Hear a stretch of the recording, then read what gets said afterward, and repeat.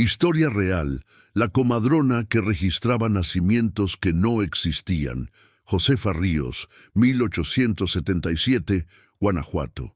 Bienvenido a este espacio donde la historia guarda silencio y los registros oficiales dejan más preguntas que respuestas. Antes de comenzar, te invito a escribir en los comentarios desde qué lugar nos estás escuchando y si este relato te encuentra de día o en plena noche.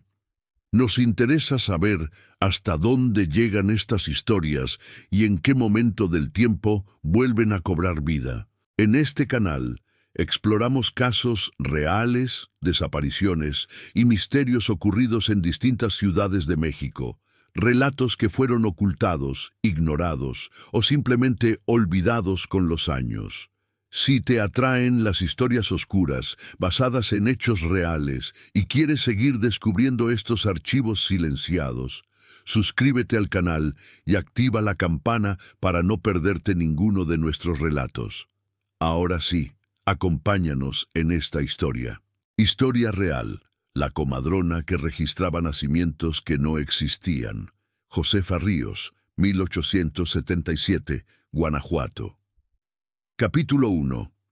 En el corazón de las tierras áridas de Guanajuato, donde las montañas se elevan como gigantes silenciosos sobre los valles sembrados de maguey y nopal, existía a finales del siglo XIX una red de caminos polvorientos que conectaban los pequeños pueblos mineros con la capital del estado. Era el año de 1877, y México atravesaba una época de transformación bajo el gobierno de Porfirio Díaz, un periodo que la historia conocería como el Porfiriato.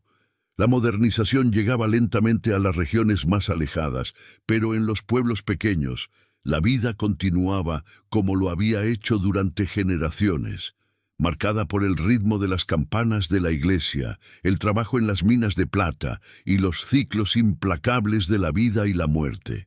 En uno de estos pueblos, cuyo nombre se ha perdido en los registros fragmentados del tiempo, vivía una mujer que se convertiría en el centro de uno de los casos más perturbadores y menos conocidos de la historia criminal mexicana.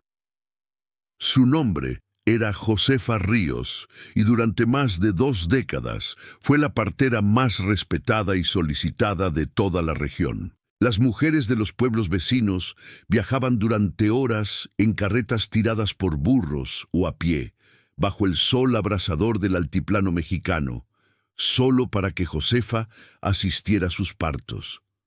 Su reputación no conocía límites.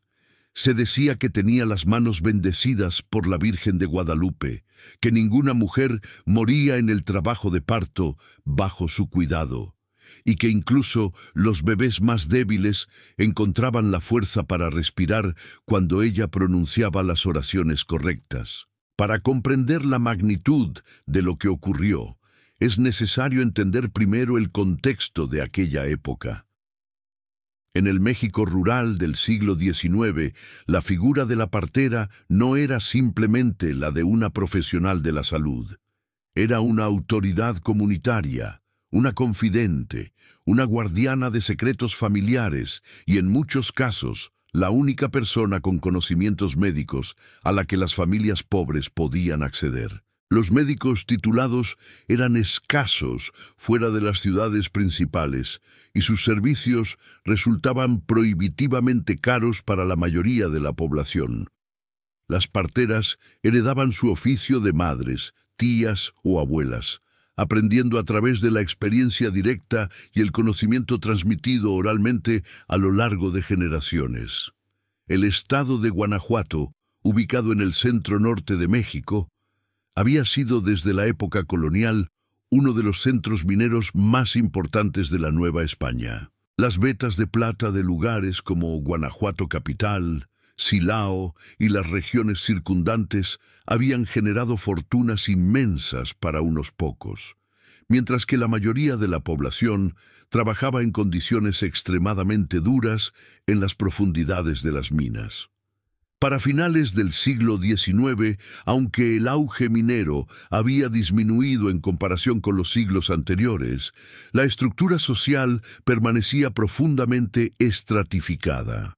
Existía una pequeña élite de propietarios de minas y haciendas, una clase media incipiente en las ciudades, y una enorme masa de campesinos, mineros y trabajadores que vivían en la pobreza. En este contexto, el nacimiento de un niño podía representar tanto una bendición como una carga insoportable. Para las familias de la élite y la clase media, un hijo significaba la continuación del linaje, la preservación del apellido, la posibilidad de herederos. Para los pobres, un hijo representaba otra boca que alimentar en hogares donde el hambre era una visitante constante. Las tasas de mortalidad infantil eran alarmantemente altas. Se estima que en el México rural de aquella época, entre el 30 y el 40% de los niños no llegaban a cumplir los 5 años de edad. Las enfermedades, la desnutrición, la falta de higiene y las condiciones precarias del parto cobraban un precio terrible. Josefa Ríos había nacido alrededor del año de 1835, aunque los registros exactos de su nacimiento se perdieron o nunca existieron.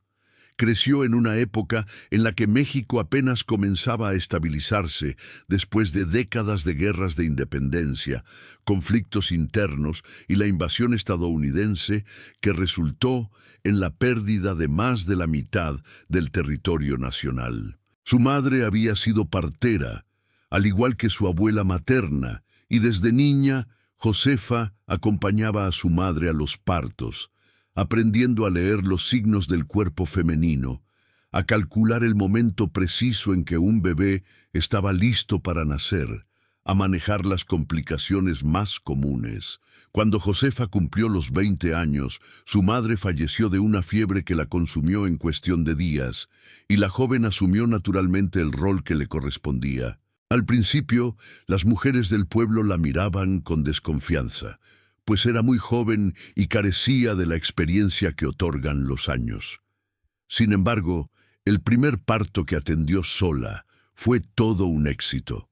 Una mujer que había perdido 3 bebés anteriormente logró dar a luz a una niña saludable bajo el cuidado de Josefa. La noticia se extendió rápidamente y pronto la joven partera comenzó a recibir solicitudes de pueblos cada vez más lejanos.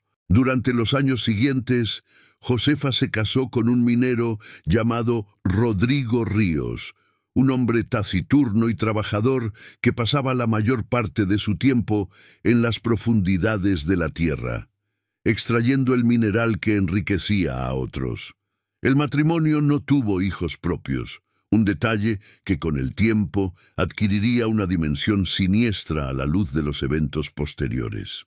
Algunas versiones de la historia sugieren que Josefa era estéril, mientras que otras insinúan que hubo embarazos que terminaron en abortos espontáneos.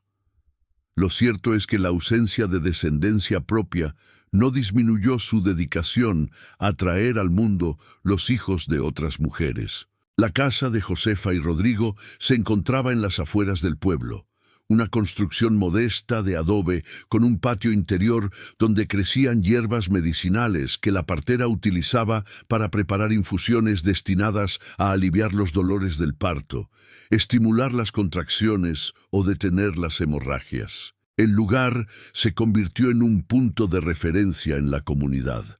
Las embarazadas acudían allí para las revisiones mensuales, y cuando llegaba el momento del alumbramiento, Josefa se trasladaba a sus hogares, cargando un baúl de madera que contenía todo lo necesario: paños limpios, tijeras, agujas e hilo para las suturas, aceites y ungüentos, y un rosario que nunca abandonaba su cuello.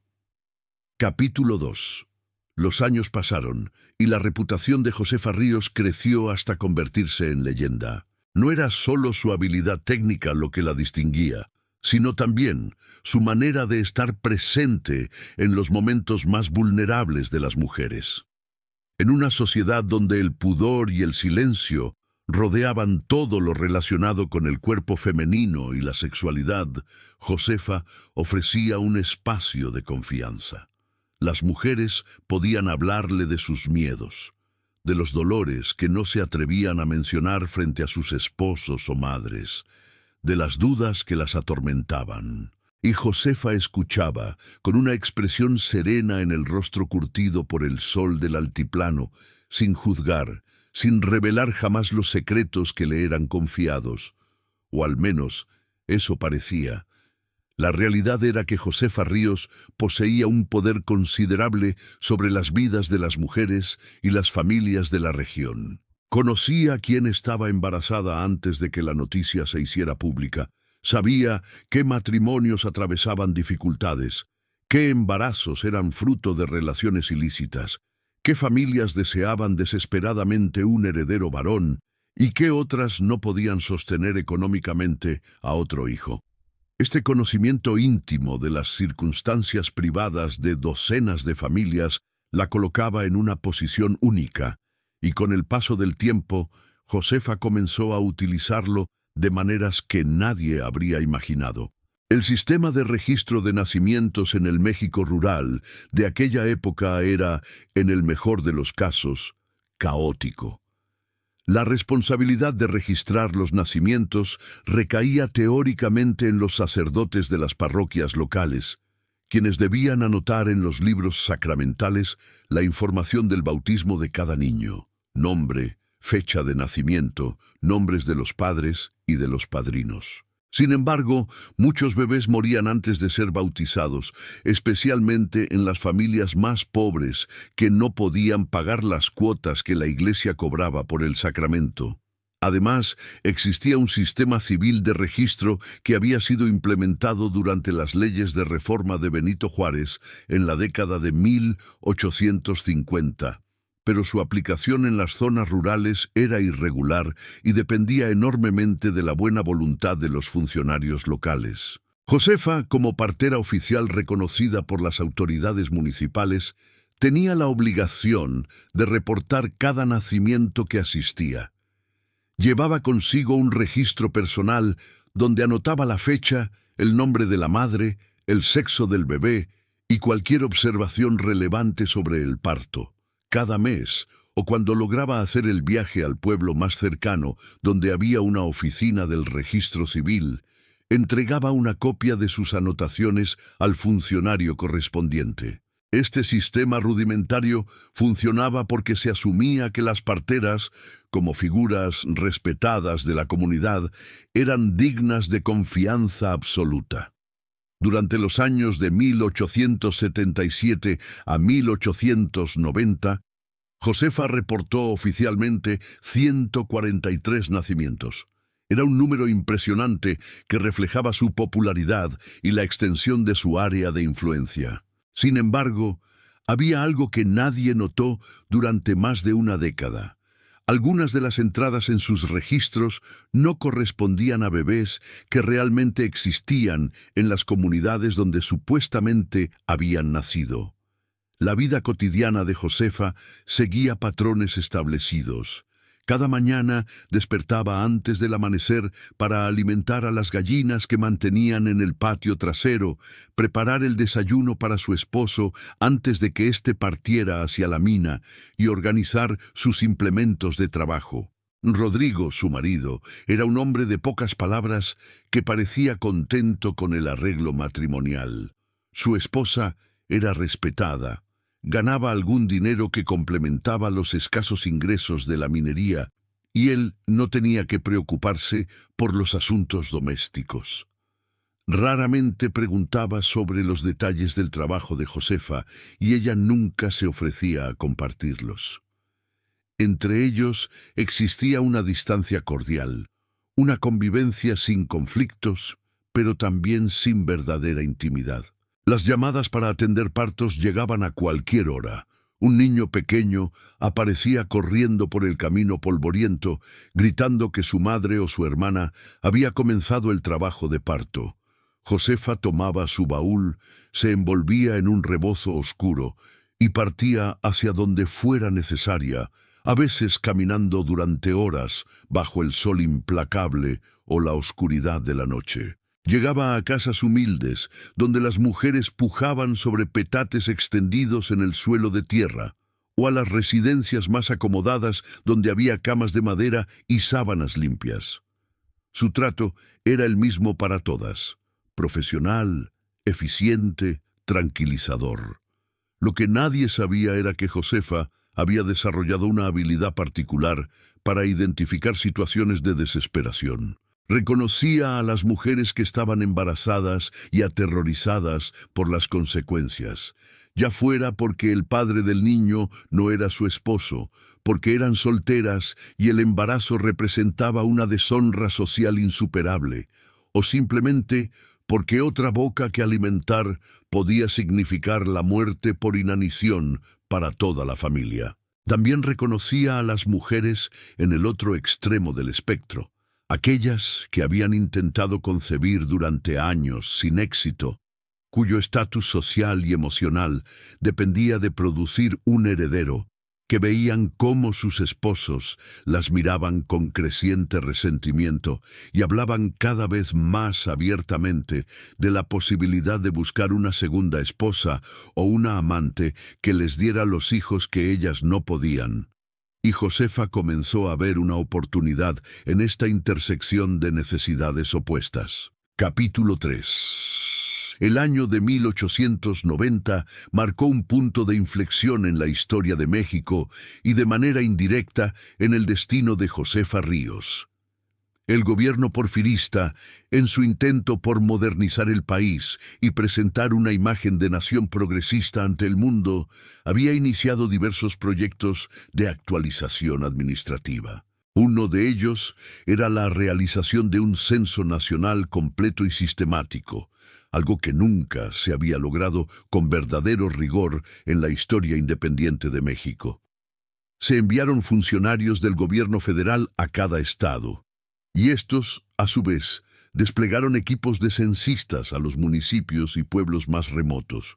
El censo buscaba contabilizar a cada habitante del territorio nacional, registrar su edad, ocupación, estado civil, y en el caso de los niños menores de 12 años, verificar que sus nacimientos estuvieran debidamente registrados, tanto en los libros parroquiales como en los registros civiles.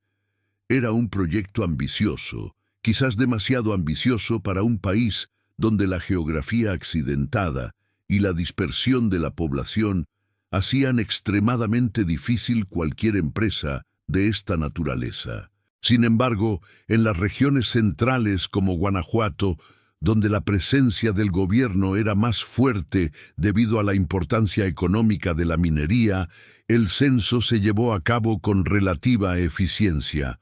Los censistas llegaron al pueblo donde Josefa ejercía su práctica a mediados de 1890. Eran dos hombres jóvenes, vestidos con trajes formales que contrastaban extrañamente con el ambiente rural, cargando cartapacios de cuero llenos de formularios oficiales. Se hospedaron en la casa del alcalde y durante las siguientes semanas recorrieron cada vivienda, cada rancho, cada hacienda en un radio de varios kilómetros, anotando meticulosamente los datos de cada persona que encontraban. El proceso era tedioso, pero exhaustivo. Los censistas no solo preguntaban a las familias cuántas personas vivían en cada hogar, sino que exigían ver los documentos de registro, comparaban las edades declaradas con las apariencias físicas, y en los casos de los niños pequeños, solicitaban los certificados de bautismo o los papeles del registro civil que comprobaran su existencia legal. Para la mayoría de las familias, esto no representaba un problema, aunque muchos tuvieron que hacer viajes a las parroquias o a las oficinas de registro para obtener copias de documentos que nunca habían considerado importantes. Fue durante este proceso que surgió la primera discrepancia inquietante. Uno de los censistas, un joven llamado Miguel Ángel Soto, graduado de la Escuela Nacional Preparatoria en la Ciudad de México y lleno del celo reformista que caracterizaba a los intelectuales porfiristas, decidió cruzar referencias entre los registros de nacimientos proporcionados por la oficina municipal y el número real de niños que había encontrado en las comunidades. Era un trabajo adicional que no estaba estrictamente requerido por las instrucciones del censo, pero Soto era meticuloso por naturaleza y sentía que su deber era garantizar la mayor precisión posible en los datos que estaba recopilando. Lo que descubrió lo dejó perplejo. Según los registros oficiales de nacimientos de los últimos 13 años, registros que en su gran mayoría habían sido proporcionados por Josefa Ríos en su capacidad de partera oficial, debían existir en la región 143 niños y niñas menores de 13 años. Sin embargo, el conteo real producía una cifra significativamente menor, solo 89 niños. Faltaban 54. La primera reacción de Soto fue asumir que había cometido un error. Revisó sus notas, volvió a contar, comparó nombres, pero los números no cambiaban. Consultó con su compañero censista, quien confirmó las cifras. Entonces consideró las explicaciones más obvias. Los niños habían muerto. Las familias se habían mudado a otras regiones. Los registros estaban duplicados o contenían errores. Decidió investigar cada caso individual. Comenzó con los libros de defunciones de la parroquia local. Si 54 niños habían muerto, debería haber registros de sus funerales y entierros. Sin embargo, el párroco, un anciano sacerdote llamado Padre Eusebio, que había servido en la región durante más de 30 años, solo pudo mostrarle los registros de 17 muertes infantiles en el periodo correspondiente. Era una cifra ya de por sí elevada, un testimonio de la dureza de la vida en aquellas tierras, pero estaba muy lejos de explicar la discrepancia total. El censista entonces buscó evidencia de familias que se hubieran mudado de la región. Habló con el alcalde, con los comerciantes principales, con las personas mayores que conocían a todos en el pueblo y sus alrededores. Logró identificar 5 familias que efectivamente se habían marchado en los últimos años, llevándose consigo a sus hijos. Eso explicaba quizás otros 8 o 9 niños, pero todavía faltaban aproximadamente 30 niños por explicar. Desconcertado y cada vez más intrigado, Soto decidió hacer algo inusual: comparar sistemáticamente los nombres de los bebés registrados por Josefa Ríos con los nombres de sus supuestas madres. Lo que encontró fue aún más extraño.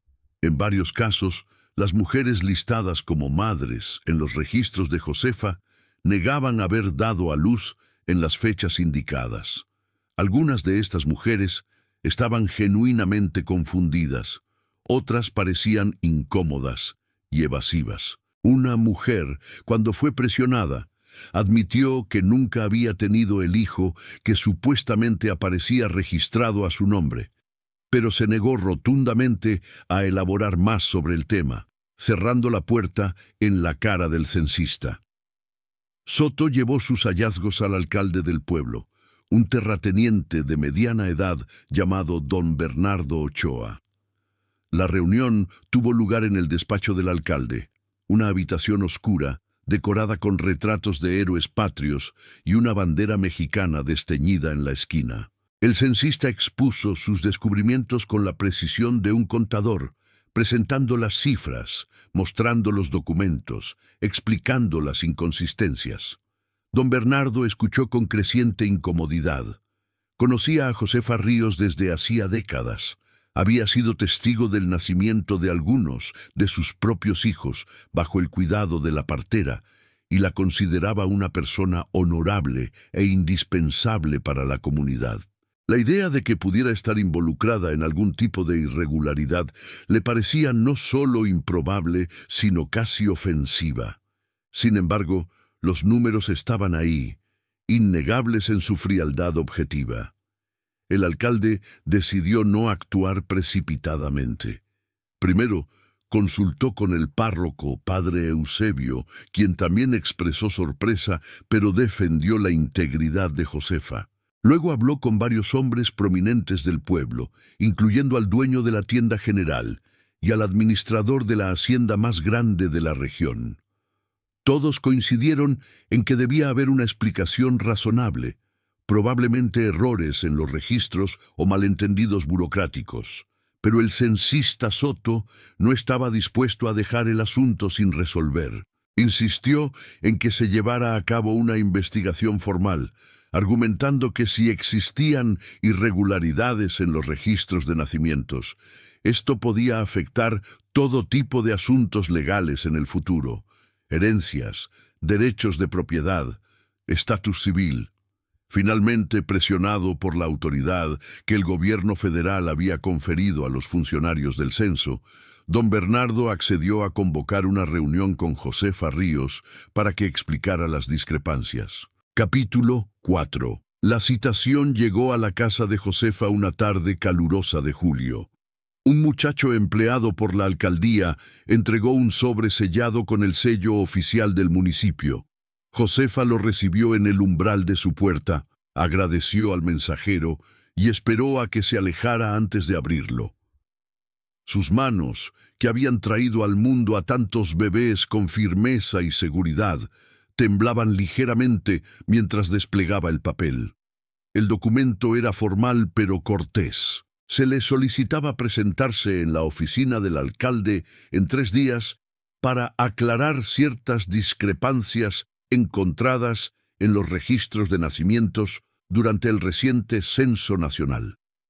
No había acusaciones explícitas, no había un tono amenazante, pero Josefa comprendió inmediatamente que algo grave estaba ocurriendo. Durante los siguientes 3 días, apenas pudo comer o dormir. Su esposo Rodrigo notó su nerviosismo, pero no hizo preguntas. Era un hombre que había aprendido hacía mucho tiempo a no indagar demasiado en los asuntos de su mujer. El día de la reunión, Josefa se vistió con su mejor ropa: una falda larga de lana oscura, una blusa blanca almidonada y su rebozo más fino. Se peinó cuidadosamente, trenzando su cabello ya canoso en un moño apretado. Quería presentar la imagen de respetabilidad que había cultivado durante décadas. Caminó hacia el centro del pueblo con la cabeza alta, pero su corazón latía desbocado en el pecho. En la oficina del alcalde la esperaban don Bernardo Ochoa, el censista Miguel Ángel Soto, el padre Eusebio y un escribano que fue presentado como don Arturo Valenzuela, encargado de levantar acta de la reunión. La atmósfera era tensa. Se le ofreció una silla frente al escritorio del alcalde, y ella se sentó con la postura erguida, las manos entrelazadas sobre el regazo. Don Bernardo comenzó la conversación con un tono conciliatorio. Explicó que el censo había revelado ciertas inconsistencias en los registros de nacimientos y que estaban seguros de que había una explicación perfectamente razonable. Josefa asintió, su rostro una máscara de serenidad, esperando escuchar exactamente cuáles eran esas inconsistencias antes de responder. El censista Soto intervino entonces, desplegando sobre el escritorio varios documentos. Con voz clara y profesional explicó los hallazgos.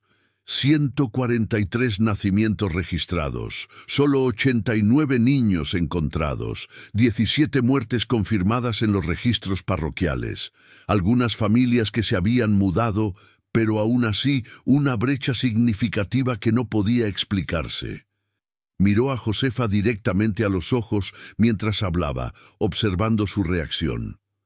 Josefa permaneció en silencio durante varios segundos después de que Soto terminara. Luego, con una voz suave pero firme, comenzó a hablar. Su respuesta fue la que ella había estado preparando mentalmente durante los últimos 3 días, una explicación que tenía la ventaja de ser parcialmente verdadera y por lo tanto más convincente. «Muchos bebés mueren antes del bautismo», dijo. «Ustedes no saben, porque son hombres y no han estado presentes en el momento del nacimiento, cuán frágil es la vida de un recién nacido. Vienen al mundo llorando, respirando, y a veces pocas horas después o pocos días simplemente dejan de respirar. Las madres están tan agotadas, tan débiles, que ni siquiera tienen fuerzas para llorar. Y los padres, especialmente si son pobres, no quieren gastar el dinero que no tienen en un funeral para un bebé que apenas conocieron. Lo entierran en la noche, en algún lugar del campo, sin avisar al padre de la iglesia, sin hacer ceremonias. Es la realidad de nuestra vida aquí». Era un argumento poderoso porque contenía una verdad innegable. La mortalidad infantil era efectivamente altísima y los entierros clandestinos de bebés no bautizados no eran infrecuentes, aunque violaban tanto las normas de la Iglesia como las regulaciones civiles. El padre Eusebio movió la cabeza con tristeza, reconociendo la validez de lo que Josefa describía. Pero el censista Soto no estaba satisfecho. ¿Está usted diciendo que más de 30 bebés murieron sin ningún registro, sin que nadie en las comunidades lo supiera o lo recordara? He hablado con decenas de personas en los últimos meses, señora Ríos, y nadie menciona una epidemia o un periodo de muertes infantiles particularmente elevadas en los últimos años. Josefa lo miró con una expresión que mezclaba tristeza y reproche. Las muertes de bebés no se hablan, joven. Las familias las guardan en silencio porque duelen demasiado. Y muchas veces ni siquiera yo me entero de que el bebé que ayudé a nacer ha muerto días después. Las familias no vienen a decírmelo. ¿Para qué? No hay nada que yo pueda hacer. La conversación continuó durante más de una hora. Se revisaron casos específicos. Soto mencionó nombres de mujeres que negaban haber tenido los hijos registrados bajo sus nombres. Josefa explicó que quizás había confusiones con los nombres, que en los pueblos pequeños muchas mujeres compartían nombres similares, que los registros se hacían a veces con prisa y podían contener errores. Sus respuestas eran plausibles, lo suficientemente creíbles como para sembrar dudas, pero no lo suficientemente sólidas como para disipar completamente las sospechas. Finalmente, don Bernardo dio por terminada la reunión. Agradeció a Josefa por su cooperación y le pidió que revisara sus propios registros personales para ayudar a aclarar las discrepancias. Ella prometió hacerlo y se retiró de la oficina con la misma dignidad con la que había llegado. Pero todos en esa habitación sabían que algo no encajaba en la historia de Josefa Ríos. Capítulo 5. En las semanas siguientes, la investigación se intensificó de manera discreta pero persistente. El alcalde don Bernardo, aunque reacio a creer que Josefa pudiera estar involucrada en algo indebido, no podía ignorar las evidencias presentadas por el censista. Se formó lo que podría llamarse un comité informal de investigación, compuesto por el propio alcalde, el padre Eusebio, el escribano Arturo Valenzuela y el censista Miguel Ángel Soto. El primer paso fue examinar con mayor detenimiento los registros que Josefa había entregado a las autoridades a lo largo de los años. El escribano Valenzuela, cuyo trabajo consistía en mantener los archivos municipales, trajo todas las copias que tenía de los reportes de la partera. Los extendieron sobre una mesa grande en la sala del ayuntamiento y comenzaron a analizarlos sistemáticamente. Los registros de Josefa eran, a primera vista, impecables. Cada entrada contenía la información requerida: fecha del nacimiento, nombre completo de la madre, apellido del padre, si era un matrimonio legítimo, o la notación padre desconocido en casos de madres solteras, sexo del bebé y observaciones sobre el parto. Su caligrafía era clara y regular, demostrando un nivel de alfabetización poco común entre las mujeres de su generación y clase social. Josefa había aprendido a leer y escribir de niña, enseñada por su propia madre, quien a su vez había sido instruida por un sacerdote que reconoció su inteligencia. Sin embargo, cuando se examinaban los registros con ojo crítico, comenzaban a emerger patrones inquietantes. Soto fue el primero en notarlo. Señaló que las entradas que correspondían a bebés que no habían sido encontrados durante el censo tendían a tener ciertas características en común. Casi todos eran descritos como partos difíciles o bebés débiles al nacer. Las madres eran frecuentemente mujeres de las que había poca información adicional en los registros municipales, mujeres solteras, viudas o personas que aparentemente habían llegado al pueblo temporalmente y luego se habían marchado. El padre Eusebio contribuyó con una observación adicional. Revisando sus propios libros parroquiales, notó que ninguno de los bebés cuestionados había sido bautizado en su parroquia. Esto en sí mismo no era completamente inusual, dado que algunas familias católicas no muy practicantes posponían el bautismo y otras simplemente no podían permitirse pagar los derechos parroquiales. Sin embargo, la proporción era estadísticamente improbable. Todos los bebés registrados por Josefa que el censo no pudo encontrar resultaban no estar bautizados. Se tomó entonces la decisión de entrevistar directamente a las mujeres que Josefa había registrado como madres de los bebés desaparecidos. Esta tarea se llevó a cabo con la mayor discreción posible, dado que involucraba asuntos extremadamente delicados y privados. El alcalde y el padre visitaron personalmente a las familias, explicando que estaban verificando los registros del censo y necesitaban confirmar cierta información. Las entrevistas produjeron resultados desconcertantes y a veces contradictorios. Algunas mujeres, cuando se les preguntaba directamente, negaban haber dado a luz en las fechas que aparecían en los registros de Josefa. Otras admitían haber estado embarazadas, pero afirmaban que habían perdido el bebé antes del nacimiento o inmediatamente después. Unas pocas se volvían hostiles o temerosas y se negaban a hablar del tema por completo, a veces cerrando la puerta o amenazando con llamar a sus esposos. Una entrevista en particular resultó reveladora. Una mujer llamada Carmela Gutiérrez, una campesina de unos 30 años que vivía en un rancho aislado con su esposo y sus 3 hijos mayores, fue visitada por el padre Eusebio. Según los registros de Josefa, Carmela había dado a luz a una niña en mayo de 1882. Sin embargo, durante el censo, solo se habían contabilizado sus 3 hijos mayores, todos varones. Cuando el padre le preguntó sobre la niña, Carmela rompió a llorar.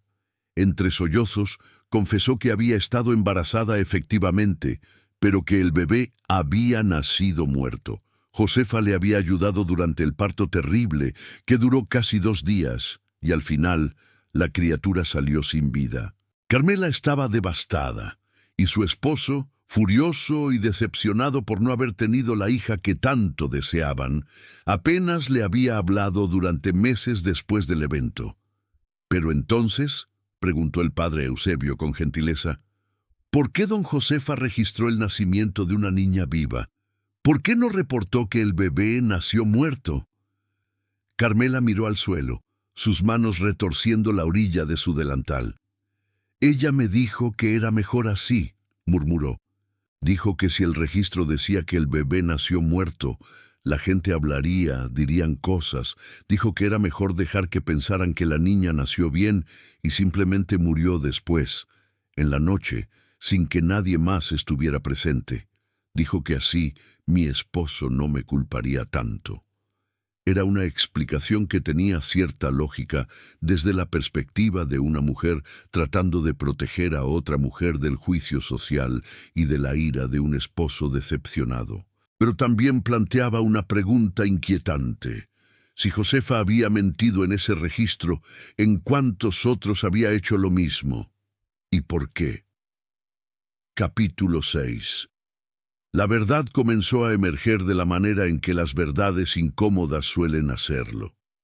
A través de un rumor, seguido de otro, y luego de una acusación directa que nadie se había atrevido a hacer antes. El catalizador fue una mujer llamada Socorro Mendoza, originaria de un pueblo vecino ubicado a casi un día de camino del lugar donde operaba Josefa.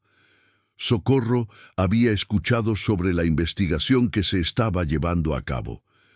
Los rumores viajaban rápido en aquella región, donde el cotilleo era una de las pocas formas de entretenimiento disponibles. Una noche, después de mucha deliberación interna, Socorro decidió hacer el viaje al pueblo para hablar con las autoridades. Llegó al anochecer, cubierta con un rebozo que ocultaba la mayor parte de su rostro, y pidió ver al alcalde en privado. Lo que Socorro reveló esa noche cambió completamente la dirección de la investigación. Ella misma había sido cliente de Josefa 10 años atrás, en circunstancias que describió con voz temblorosa y ojos llenos de lágrimas. Socorro había quedado embarazada siendo soltera, después de una relación con un hombre casado del pueblo. La vergüenza que esto representaba era total. Su familia la había echado de la casa, el hombre se negaba a reconocer al niño, y ella se enfrentaba a la perspectiva de dar a luz sola, sin recursos, sin futuro. Desesperada, Socorro había acudido a Josefa, de quien había escuchado que era una partera compasiva y discreta. Josefa la recibió en su casa, la examinó, confirmó el embarazo, y luego le hizo una propuesta que Socorro describió como si el diablo mismo la hubiera susurrado. Ella me dijo, narró Socorro con la voz quebrada, que conocía a una familia de buena posición en otra ciudad, una familia que había estado tratando de tener hijos durante años sin éxito. Me dijo que esa familia estaba dispuesta a pagar una suma generosa por adoptar un bebé recién nacido. Me dijo que mi bebé tendría una vida buena, que crecería con ventajas que yo nunca podría darle. Y me dijo que a mí me pagarían lo suficiente para empezar una nueva vida en otro lugar, donde nadie conociera mi historia. Socorro había accedido. ¿Qué otra opción tenía? La alternativa era dar a luz en la miseria, criar a un hijo ilegítimo, que sería marcado socialmente desde el momento de su nacimiento, condenar al niño y a ella misma a una vida de pobreza y desprecio. Josefa había arreglado todo. Socorro vivió los últimos meses de su embarazo en la casa de la partera, escondida del mundo. Cuando llegó el momento del parto, Josefa asistió al alumbramiento de un niño saludable. Socorro lo sostuvo en sus brazos durante pocas horas, llorando sobre el pequeño cuerpo caliente antes de que Josefa se lo llevara. 3 días después, Josefa le entregó a Socorro una bolsa de cuero que contenía 50 pesos en monedas de plata, una fortuna para una campesina. Le advirtió que nunca hablara de lo ocurrido, que nunca tratara de encontrar a su hijo, que simplemente se fuera y comenzara de nuevo. Socorro así lo hizo, se mudó a otro estado, eventualmente se casó con un hombre que desconocía su pasado, y durante 10 años guardó el secreto en lo más profundo de su alma. Pero ahora, dijo entre sollozos, ahora que sé que ella está siendo investigada, necesito saber qué pasó con mi hijo. Necesito saber si él está bien, si la familia que lo adoptó realmente lo trató con amor, y necesito que se sepa la verdad sobre lo que Josefa hace. La revelación de Socorro fue seguida en los días subsiguientes por el testimonio de otras 2 mujeres que contaron historias similares. Una había sido una viuda joven, sin medios para mantener a otro hijo, además de los 3 que ya tenía. Otra había sido violada por el capataz de la hacienda donde trabajaba su familia, y el embarazo resultante amenazaba con destruir no solo su propia vida, sino la de sus padres, quienes dependían del empleo en la hacienda. En ambos casos, Josefa Ríos había aparecido como una solucionadora de problemas, ofreciendo una salida a situaciones imposibles. Las mujeres entregaban sus bebés, recibían dinero y se les daba la oportunidad de continuar con sus vidas.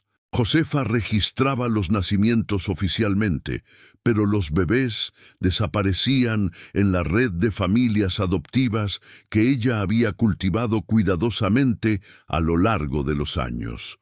El mecanismo era ingenioso en su simplicidad y aterrador en sus implicaciones. Josefa utilizaba su posición de confianza y su conocimiento íntimo de las circunstancias de docenas de familias para identificar tanto a las mujeres que desesperadamente necesitaban deshacerse de un bebé, como a las parejas que desesperadamente deseaban tener uno. Actuaba como intermediaria, cobrando tarifas sustanciales de ambos lados de la transacción. A las madres biológicas les pagaba sumas que, aunque significativas para campesinas pobres, eran solo una fracción de lo que cobraba a las familias adoptivas. Los registros oficiales de nacimientos que Josefa proporcionaba al ayuntamiento eran completamente legítimos en cuanto a formato y apariencia, pero ficticios en cuanto a contenido real. Los bebés que ella reportaba como nacidos de ciertas madres, en realidad habían nacido de otras. Los bebés que registraba con ciertos nombres terminaban siendo criados con nombres completamente diferentes en pueblos y ciudades lejanas. La maraña de mentiras era tan compleja que requería una memoria prodigiosa para mantener las historias consistentes, y Josefa había demostrado poseer exactamente esa capacidad durante años. La investigación ahora tomaba una nueva urgencia. No se trataba simplemente de discrepancias burocráticas en registros de nacimientos. Se trataba de tráfico de bebés, de separación sistemática de madres e hijos, de falsificación de documentos oficiales, de lucro derivado del sufrimiento humano. El alcalde convocó una reunión de emergencia con los miembros de la investigación y con el juez del distrito, un hombre llamado don Francisco Moreno, que raramente visitaba aquella región remota, pero que fue informado de la gravedad del caso. Se decidió que Josefa Ríos debía ser arrestada y sometida a un interrogatorio formal. Se prepararon las órdenes necesarias. El alguacil del pueblo, un hombre corpulento llamado Vicente Rojas, fue encargado de llevar a cabo la detención, acompañado por 2 ayudantes. La orden debía ejecutarse al amanecer del día siguiente para evitar que Josefa, si se enteraba de que su red había sido descubierta, intentara huir. Pero el destino tenía otros planes. Capítulo 7. La madrugada del día en que Josefa iba a ser arrestada, su esposo Rodrigo despertó con la sensación de que algo estaba mal. La cama a su lado estaba vacía, lo cual no era particularmente inusual. Josefa a veces se levantaba antes del alba para atender llamadas urgentes de parto. Sin embargo, había algo diferente en la quietud de la casa, una cualidad de silencio que le produjo un escalofrío inexplicable. Se levantó, se puso los pantalones y la camisa y salió al patio. La luz gris del amanecer apenas comenzaba a iluminar el cielo hacia el este, proyectando sombras alargadas sobre la tierra. Las gallinas aún dormían en su gallinero. El burro permanecía inmóvil en su corral. Todo parecía normal, excepto que no lo era. Rodrigo buscó a su esposa primero en la cocina, luego en el cuarto, donde guardaba sus instrumentos de partera. No estaba en ninguno de los lugares. Una sensación de inquietud creciente lo llevó a revisar el resto de la propiedad. Fue entonces cuando la vio. Josefa colgaba de una de las vigas del cobertizo donde guardaban los aperos y herramientas de labranza. Su cuerpo se balanceaba ligeramente con la brisa matutina, los pies suspendidos a varios centímetros del suelo, la cabeza inclinada en un ángulo antinatural. Había utilizado una cuerda gruesa de las que se usaban para atar a los animales y la había anudado alrededor de su cuello con una eficiencia que hablaba de determinación absoluta. Su rostro, iluminado por la luz creciente del amanecer, mostraba una expresión que Rodrigo jamás podría olvidar. Ni paz ni dolor, sino una especie de resignación final. El grito de Rodrigo rasgó el silencio del amanecer y despertó a los vecinos más cercanos. En cuestión de minutos, un grupo de personas se había congregado en el patio de la casa. Alguien corrió a buscar al padre Eusebio. Otros cortaron la cuerda y bajaron el cuerpo de Josefa, aunque era evidente que no había nada que hacer. Estaba fría al tacto, evidentemente llevaba horas muerta. Rodrigo estaba en estado de shock, incapaz de articular más que balbuceos inconexos. Los vecinos lo llevaron dentro de la casa y le dieron agua, mientras afuera comenzaba el proceso inevitable de investigar la escena de una muerte inesperada.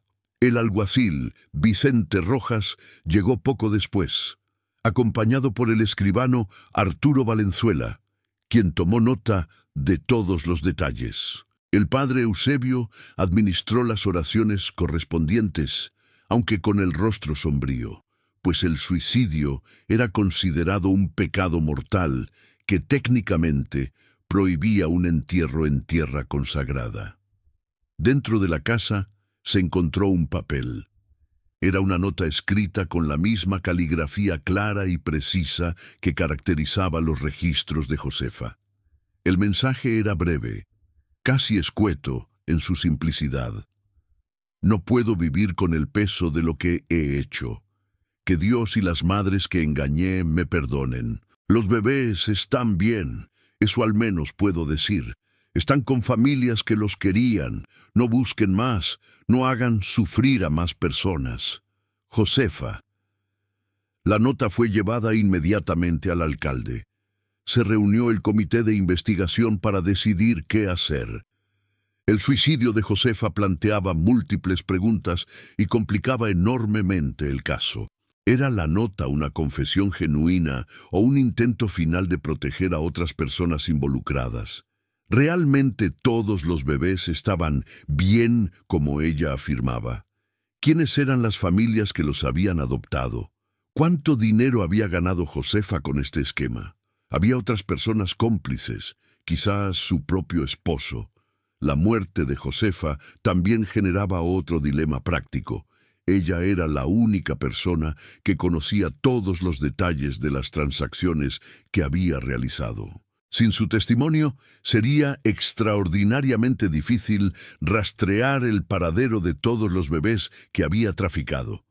Las familias adoptivas, si es que alguna vez se las encontraba, probablemente negarían cualquier participación ilícita, argumentando que habían adoptado a los niños de buena fe, creyendo que los trámites eran legales.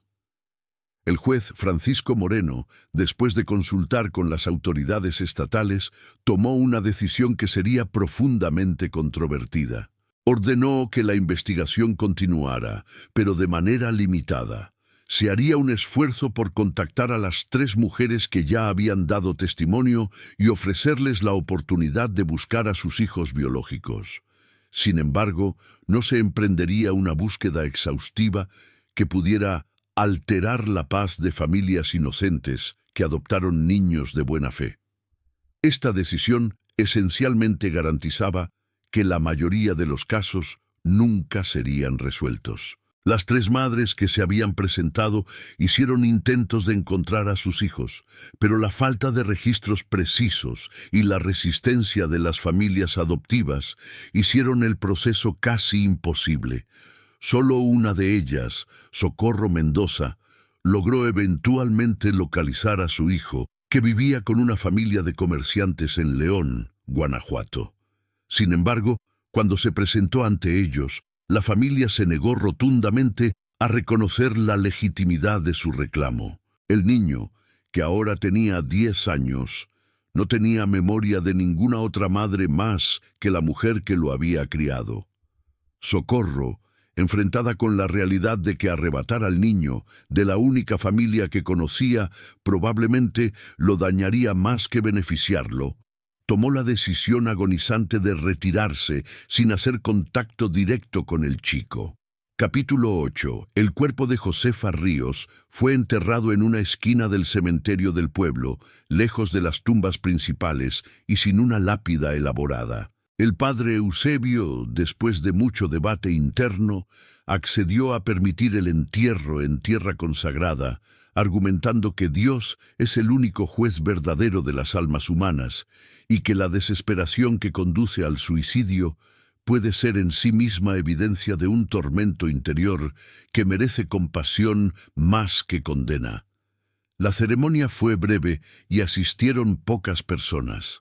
Rodrigo, algunos vecinos inmediatos por obligación social y las autoridades que habían estado involucradas en la investigación. Los días y semanas siguientes trajeron consigo una mezcla extraña de alivio y perturbación a la comunidad. Por un lado, el caso estaba cerrado en el sentido de que la perpetradora principal estaba muerta y no habría un juicio público que expusiera los secretos vergonzosos de familias locales. Por otro lado, quedaba la inquietud persistente de no saber cuántos niños habían sido traficados en realidad, dónde estaban ahora y si realmente eran felices como Josefa afirmaba en su nota final. Rodrigo Ríos, el viudo, se convirtió en una figura trágica. Insistió repetidamente en que no sabía nada sobre las actividades ilícitas de su esposa, que ella manejaba sus asuntos de partera con total independencia, que él pasaba la mayor parte de su tiempo en la mina y apenas estaba en casa. Algunos le creyeron, otros sospechaban que debía haber sabido algo, pero eligió la ignorancia conveniente. Nunca fue formalmente acusado de complicidad. Vivió otros 10 años en la misma casa, cada vez más aislado socialmente, antes de morir de una enfermedad pulmonar relacionada con años de trabajo en las minas. El censista Miguel Ángel Soto completó su trabajo en la región y regresó a la Ciudad de México.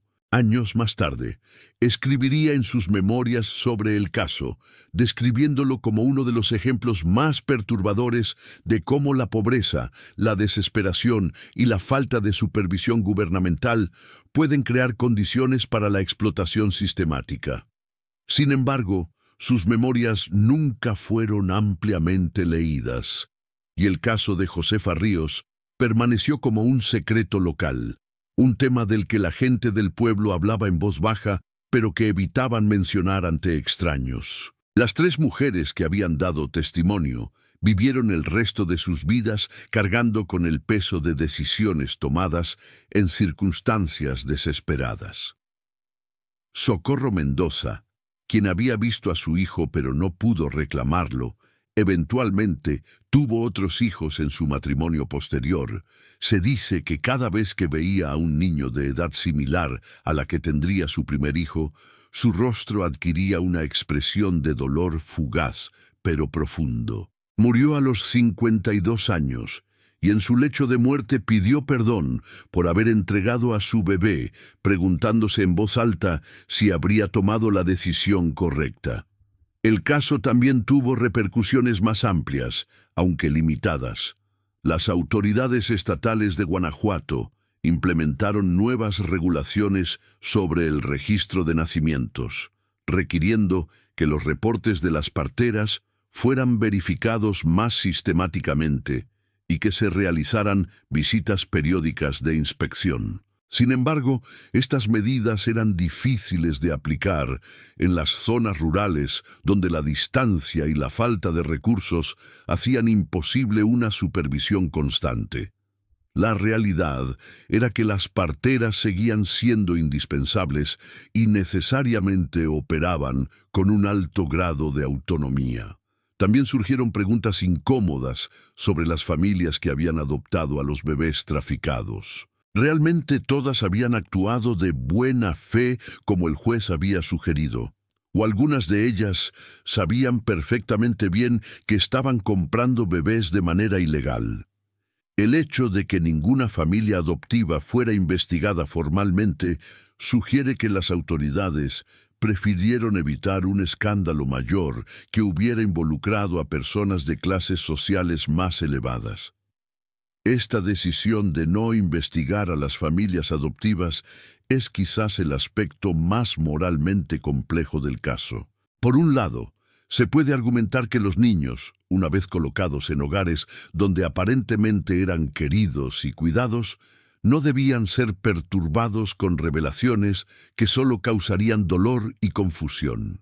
Por otro lado, la decisión de proteger a las familias adoptivas de cualquier escrutinio enviaba el mensaje implícito de que las personas con recursos económicos podían participar en transacciones ilegales sin enfrentar consecuencias, mientras que las madres biológicas pobres que habían entregado a sus hijos por desesperación debían cargar solas con la culpa y el dolor. Los registros oficiales que Josefa había falsificado permanecieron en los archivos municipales durante décadas. No fue sino hasta los años 30 del siglo XX, cuando se llevó a cabo una modernización del sistema de registro civil en México, que algunos de estos documentos fueron marcados como cuestionables o requiere verificación. Sin embargo, para entonces, la mayoría de las personas involucradas habían muerto, y los niños traficados eran adultos que habían construido sus vidas basándose en las identidades que les habían sido dadas por sus familias adoptivas. Un aspecto particularmente inquietante que emergió en años posteriores fue la posibilidad de que Josefa no hubiera actuado completamente sola. Algunos historiadores locales que han examinado el caso sugieren que debe haber habido una red de intermediarios que ayudaban a transportar a los bebés a ciudades distantes y que facilitaban los contactos con las familias adoptivas. Una mujer sola, por muy inteligente y determinada que fuera, difícilmente habría podido mantener tal operación durante más de una década sin algún tipo de asistencia o complicidad. Sin embargo, si existieron tales cómplices, sus identidades se fueron con Josefa a la tumba.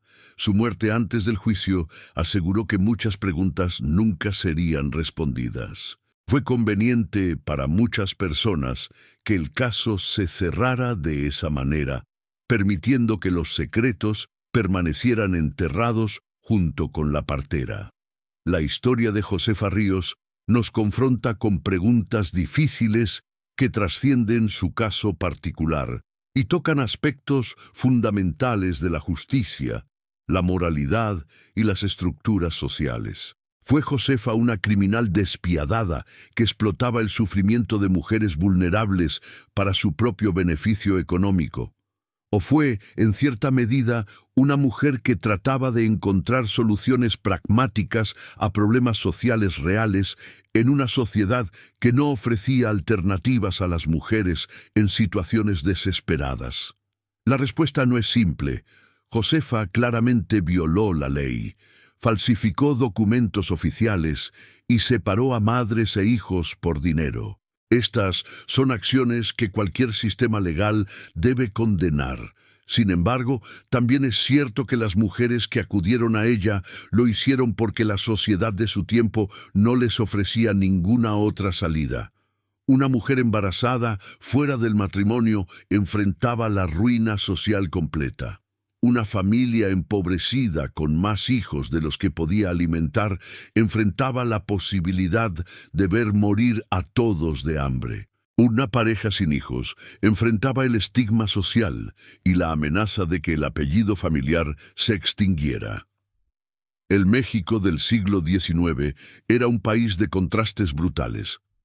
modernización incipiente en las ciudades, mientras el campo permanecía atrapado en estructuras casi feudales, leyes progresistas en el papel, pero aplicación inexistente en la práctica, un discurso oficial de orden y progreso, mientras la mayoría de la población vivía en condiciones de pobreza desesperada. En este contexto, personas como Josefa emergían en los intersticios del sistema, ofreciendo servicios que eran simultáneamente necesarios y prohibidos, ayudando y explotando al mismo tiempo. La historia también ilustra cómo la muerte puede convertirse en una forma de escape de la justicia. El suicidio de Josefa, asumiendo que realmente fue suicidio y no algo más siniestro, le permitió evitar un juicio público que habría expuesto muchos más detalles sobre su operación. Su nota final, con su afirmación de que los bebés estaban bien, puede verse como un último acto de autoengaño o como un intento de ofrecer algo de consuelo a las madres que había engañado. La ambigüedad de sus palabras finales es frustrante precisamente porque dejó tantas preguntas sin respuesta. Para las madres biológicas que entregaron a sus hijos, el caso representa una tragedia compuesta. Primero sufrieron las circunstancias que las llevaron a considerar entregar a sus bebés. Luego sufrieron la separación misma. Y finalmente, cuando la verdad salió a la luz, descubrieron que habían sido engañadas y explotadas en sus momentos de mayor vulnerabilidad. Socorro Mendoza y las otras mujeres que testificaron mostraron un coraje extraordinario al presentarse y revelar secretos que las exponían a juicio social. Su testimonio fue crucial para revelar la verdad, pero el precio emocional que pagaron fue inmenso. Para los niños que fueron traficados, el caso representa una ambigüedad permanente sobre su propia identidad. Muchos de ellos probablemente vivieron toda su vida sin saber que las personas que consideraban sus padres no eran sus padres biológicos. Algunos quizás tuvieron sospechas, notando que no se parecían físicamente a sus supuestos padres o escuchando susurros familiares que nunca fueron explicados. Y si alguno de ellos llegó a descubrir la verdad, ¿cómo procesaron esa revelación? ¿Sintieron que sus vidas habían sido una mentira? ¿O simplemente reconocieron que el amor y los lazos familiares se construyen a través de la convivencia y el cuidado, no solo a través de la biología? El pueblo donde ocurrieron estos eventos nunca recuperó completamente su inocencia perdida. Durante décadas después, cada vez que había una discrepancia en los registros de nacimientos, cada vez que una adopción parecía un poco irregular, las personas recordaban el caso de Josefa Ríos y se preguntaban si podría haber otras redes similares operando en secreto. La confianza en las parteras, aunque necesaria, nunca volvió a ser absoluta. Las madres embarazadas hacían más preguntas, exigían ver más documentación y se aseguraban de que hubiera testigos presentes en los momentos cruciales. El legado de Josefa es, por lo tanto, complejo y contradictorio. Por un lado, fue una criminal que cometió fraude sistemático y separó familias por lucro. Por otro lado, fue un producto de su tiempo y circunstancias, operando en un sistema social y legal que creaba las condiciones para que existieran personas como ella. Su historia nos recuerda que los crímenes individuales a menudo tienen raíces en problemas estructurales más amplios y que juzgar el pasado requiere entender el contexto sin por ello excusar las acciones individuales. Hoy en día, más de un siglo después de estos eventos, los archivos municipales de Guanajuato contienen los registros de nacimiento que Josefa Ríos falsificó. Los papeles amarillentos y frágiles son testimonios silenciosos de vidas que comenzaron envueltas en engaño. En algún lugar de México es posible que existan descendientes de aquellos bebés traficados, personas que llevan apellidos que no corresponden a su linaje biológico, que cuentan historias familiares que no son completamente ciertas, que quizás sienten en algún rincón profundo de su conciencia, que hay algo en su historia que no encaja del todo. Y en un rincón polvoriento del viejo cementerio del pueblo, bajo una lápida simple que solo dice Josefa Ríos, 1835-1890, descansan los restos de la mujer que creó este laberinto de mentiras y verdades entrelazadas. Las respuestas que se llevó consigo permanecen enterradas con ella, secretos que la tierra guarda y que el tiempo lentamente convierte en olvido. La historia de Josefa Ríos es un recordatorio de que los crímenes olvidados no son necesariamente menos significativos que aquellos que permanecen en la memoria colectiva.